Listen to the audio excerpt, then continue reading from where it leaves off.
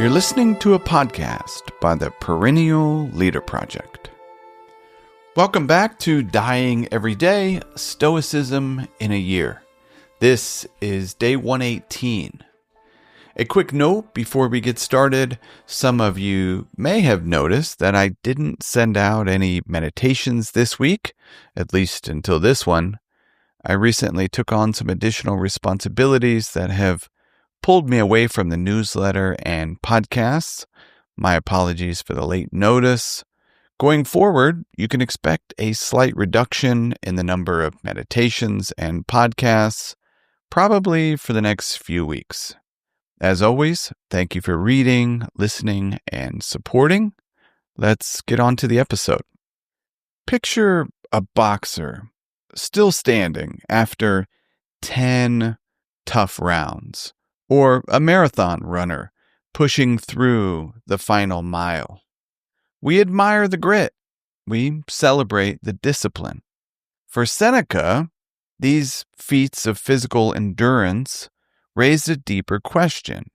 He wrote, quote, "If the body can be trained to such a degree of endurance, how much more easily might the mind be toughened so that it could receive the blows of fortune and not be conquered." Close quote.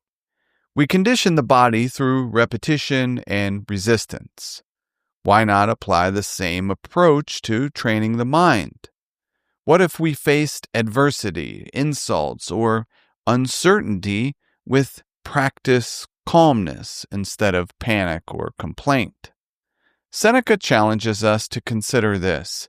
If our bodies can adapt to hardship, our minds, being nobler, are even more capable of endurance. But while physical discipline is admired, mental discipline is often neglected. We react emotionally, expect ease, and collapse under disappointment.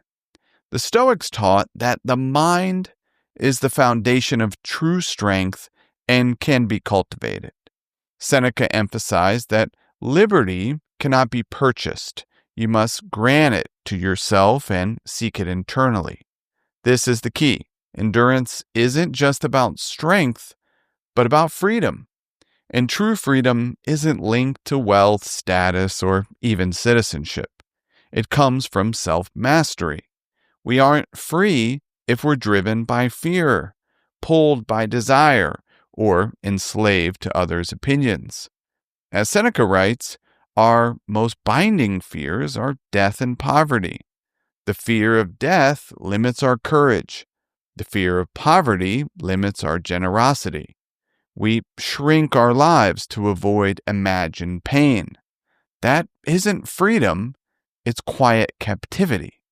If freedom begins with training the mind, Seneca says the first exercises are clear. Quote, "First, free yourself from the fear of death.